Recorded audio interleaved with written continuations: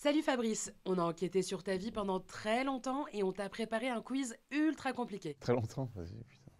C'est combien de temps, très longtemps? Un an. Un an?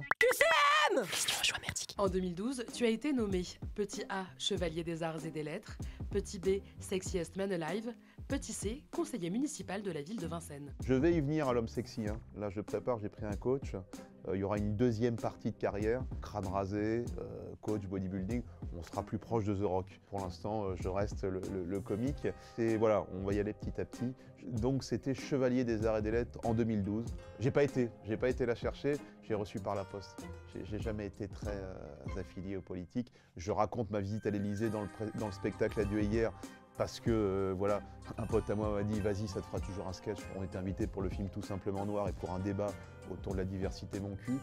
Donc on a été, voilà, mais habituellement je refuse un peu tout ce qui est honneur, je me méfie des politiques, etc.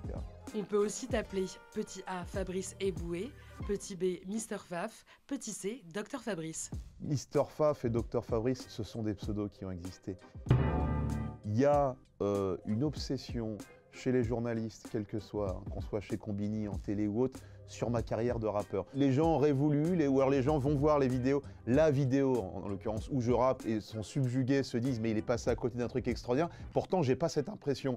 Monsieur Faf, le plus brutal du hip-hop. Ça me gêne beaucoup parce que moi je connais mon potentiel de rappeur qui est très bas, hein, très faible. Je sais pas si c'est de la moquerie, je sais pas si c'est de la curiosité, ça c'est vous qui savez. Dans la foire où fouille l'entre de la sale gargouille. Mouille-toi dans ma mare, noir comme de la houille. Rouille les grenouilles et la crouille, te sous comme de la rouille. Il y a 2-3 freestyles qui se baladent parce qu'il y a des gens qui m'ont planté dans le dos, faut le dire, qui ont ressorti ça, parce qu'à l'époque, c'est pas du numérique à l'époque, hein, c'est la cassette VHS, ils se sont fait chier à tout remettre sur YouTube pour me nuire, hein, vraisemblablement, hein, surtout que c'est des amis. Tu as joué dans un court-métrage avec Francis Lalanne. Petit A, vrai, petit B, faux, petit C, je ne comprends pas cette question. Bah, je vais prendre vrai, hein. C'est pire que ça, Francis Lalanne est réalisateur. Et il se trouve qu'à l'époque, je faisais parfois des animations en boîte de nuit, je te dis ça, c'était il y a 20 ans. C'est le présentateur Mouloud qui était DJ et moi je faisais à côté l'animation, j'avais un personnage, alors c'est pas du rap mais c'est encore c'était Pasteur Fabrice. Et donc Mouloud connaissait Francis Lalanne à l'époque et il me voit en boîte de nuit haranguer la foule pendant que Claude passe les morceaux. Moi j'étais là, dansez, dansez, ou la foudre s'abattra sur vous, machin. Des choses comme ça, tu vois, je devais chauffer les foules en mode pasteur. Et il se trouve que ce soir-là, je crois, Francis Lalanne est dans la salle, me voit et se dit, mais j'ai un rôle de prêtre au Moyen-Âge qui harangue la foule pour aller, je crois, pour aller tuer des hérétiques ou autres. Il me dit, ça collerait parfaitement.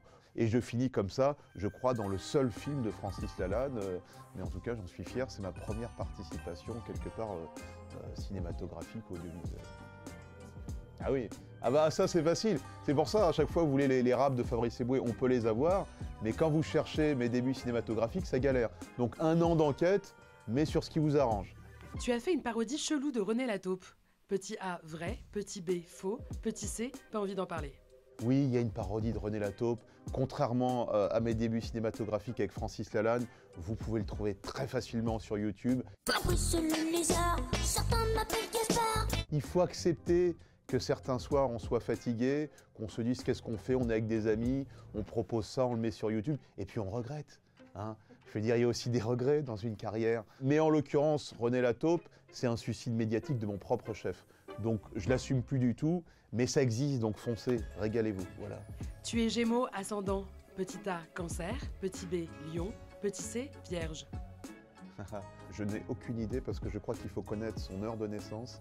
À chaque fois, tu sais, quand il y a une rencontre amoureuse, on est tout de suite quel signe, etc. Ça facilite, comme ça qu'on remplit le vide généralement.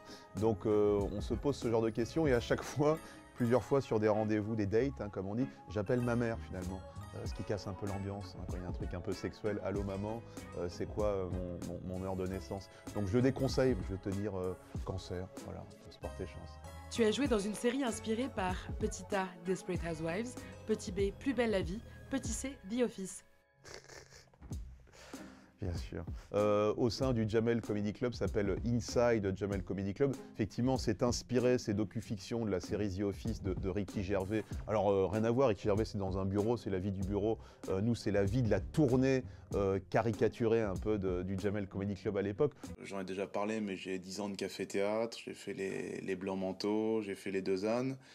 j'estime que j'ai pas été payé pareil, par exemple, que le Chinois qui était encore hôtesse de l'air il y a à peine 6 mois de ça. Mais allez-y parce que honnêtement, c'est un des trucs dont je suis le plus fier.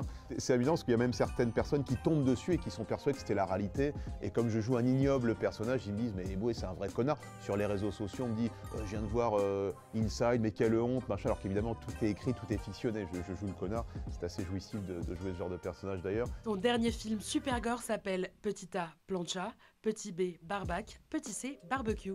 Bon, alors moi c'est Barbac. En termes de cinéma, moi c'est le film dont je suis le plus fier. C'est pas le plus populaire parce que c'est un film de genre comme je l'ai dit, donc il est parfois un peu gore à certains moments, mais je trouve que c'est le film qui est le plus abouti cinématographiquement me concernant en tout cas.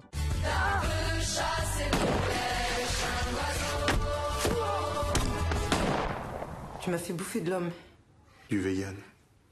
C'est un herbivore.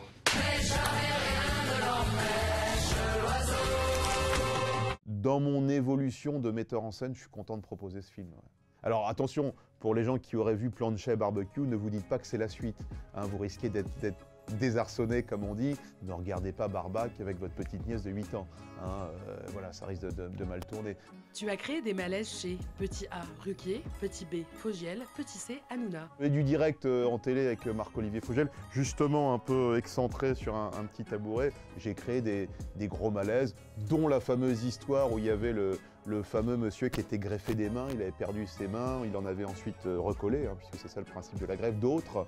Et puis le soir où il est invité chez Marc-Olivier Fogiel, je vais le voir avant, il me dit on peut plaisanter là-dessus, il est content, il a récupéré des mains.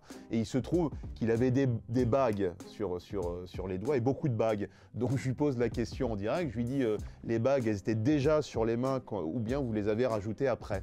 Et donc ça a fait une polémique, ce soir-là il y avait un invité alors que moi j'avais parlé avec le type avant. Voilà, donc ça fait partie, ça c'est celle qui avait vraiment mis une sorte de petite tension.